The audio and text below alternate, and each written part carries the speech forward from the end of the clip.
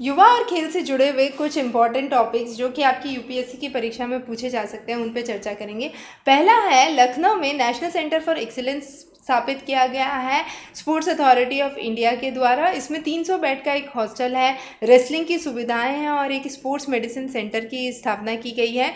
Weight lifter अचिंता सेचुली आपको यहाँ पर ट्रेनिंग प्रोवाइड करेंगे, जो कि मेंस 73 केजी में जा चुके हैं और फाइनल्स में उनका रिकॉर्ड बना है। बहुत ही अच्छे रेसलिंग प्लेयर्स में से वो आते हैं। और एक और जो डेवलपमेंट हम वो देख रहे हैं कि अहमदाबाद शहर को वर्ल्ड का सबसे बड़ा स्पोर्ट्स सिटी बनाया जाएगा। दूसरा है, G20 के अंदर एक Y20 समिट लाया गया है जिसको U20 कहा गया है। गुवाहाटी IIT में इसका इंसेप्शन किया गया है।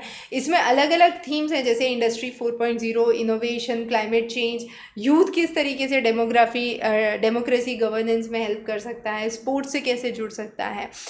तो ये एक इम्पॉर्टेंट एस्पेक्ट है। और 2020 से भारत में खेलो विंटर गेम्स की स्थापना चालू हुई थी। 2022 का जो खेलो विंटर एडिशन है वो जम्मू में किया गया है।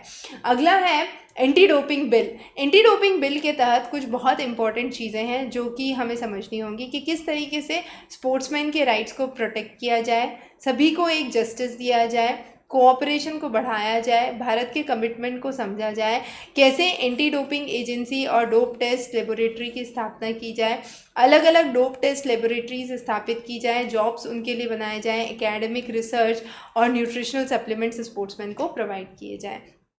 ठीक है। अगला है कि एथलीट का एक बायोलॉजिकल पासपोर्ट बनेगा जिसके थ्रू उसके डोपिंग के जो इफ़ेक्ट्स हैं उनको समझाने की कोशिश की जाएगी। और ये एक बहुत महत्वपूर्ण है कि क्या बायोलॉजिकल वेरिएबल्स बदलते हैं डोपिंग करने से, उनकी समझ और उनकी एनालिसिस किया जाएगा, उन पे इन्वेस्टिगेशन किया जाएगा।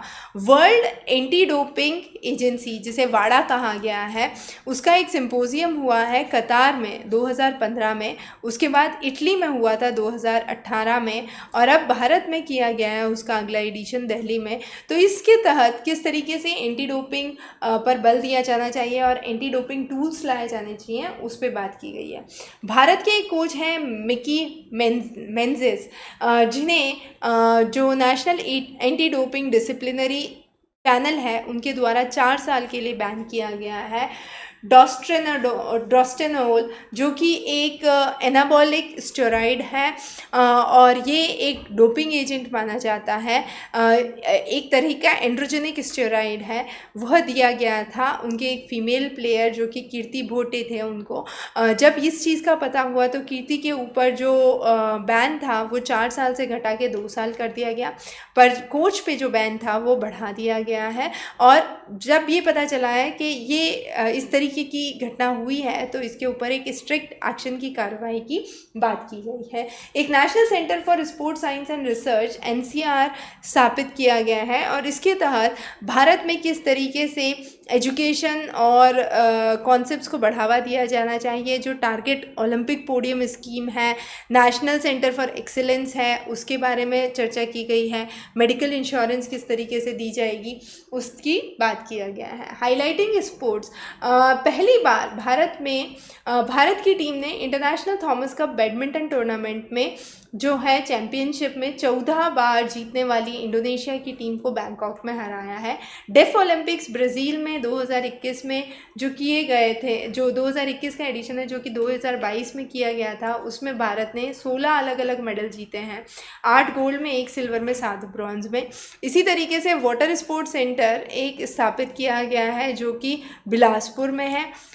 Lakshmibai national college for physical education Trivandrum और स्वर्णिम गुजरात स्पोर्ट्स यूनिवर्सिटी गांधीनगर, दोनों के बीच में एक मेमोरेंडम ऑफ अंडरस्टैंडिंग साइन हुआ है जिसके तहत बहुत सारे डेवलपमेंट्स खेल के सेक्शन में किए गए हैं। जो भारतीय यूथ पार्लियामेंट फेस्टिवल है उसका ऑर्गेनाइजेशन जब किया गया है तो उसकी थीम दी है be the voice of new India, find solutions and contribute to the policy. तो ये कुछ प्रमुख चीज़ें थी जो हमने यहाँ पर चर्चा की हैं। अगर आपको कोई भी क्वेश्चंस हैं, डाउट्स हैं, तो आप हमें नीचे दिए गए लिंक पे कांटेक्ट कर सकते हैं। जुड़ने के लिए बहुत बहुत धन्यवाद। हम और इम्पॉर्टेंट क्लासेस जो कि एक्सपेक्टेड हैं, टॉपिक्स आपके एग्ज़ाम के पहले, वो लेके आते रहेंगे। बने रहिए।